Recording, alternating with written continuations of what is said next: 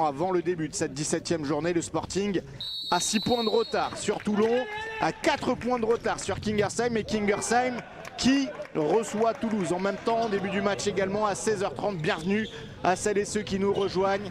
Premier match de l'histoire de l'AD1 entre le Gaulle et le Sporting Paris à Gaulle. Peut-être les deux qui vont perdre des points, puisqu'ils jouent tout à l'heure à 18h40. Et l'ouverture du score, voilà le premier but de la rencontre inscrit par les Parisiens. Amaria, le Paraguayen qui vient marquer son 4e but de la saison. Le cœur, et regardez, il s'est débarrassé, et derrière, oh, quel geste qui demande à ses coéquipiers de se placer. Nouveau joueur, je vous rappelle, arrivé ce mercredi 28 février et qui joue ses premières minutes. Attention là avec ce ballon, le deuxième but inscrit par le capitaine Belhadj, 13e but pour lui. Et il vient mettre peut-être le but le plus simple de sa carrière. Eh bien, il est revenu à Maria.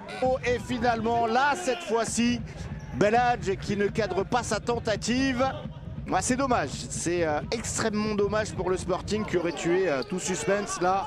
Après, on voit vraiment mal comment Gaulle pourrait même prendre un point. Eh bien, pourquoi pas? Pourquoi pas Ramirez qui se retourne?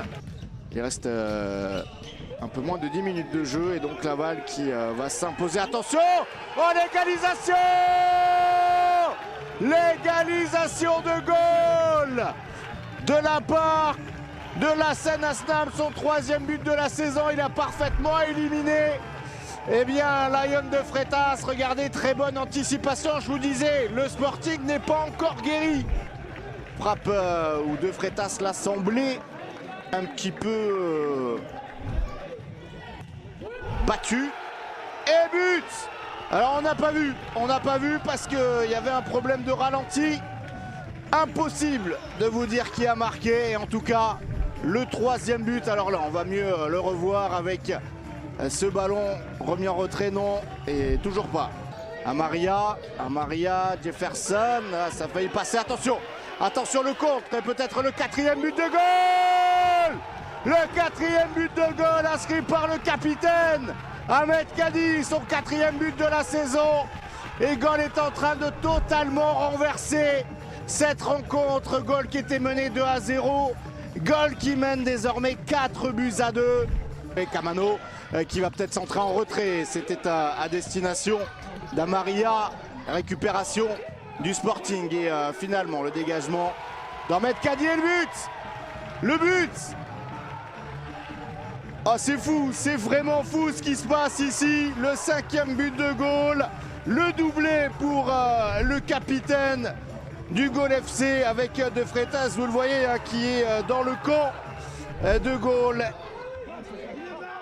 Attention parce que là ça peut aller très vite, ce ballon en profondeur et le 6e but. Oh, c'est très mal joué ces actions de jeu en power play, et Gaulle qui va l'emporter cet après-midi sur ce ballon en profondeur. C'est Beterki, Walid de son prénom, qui vient marquer.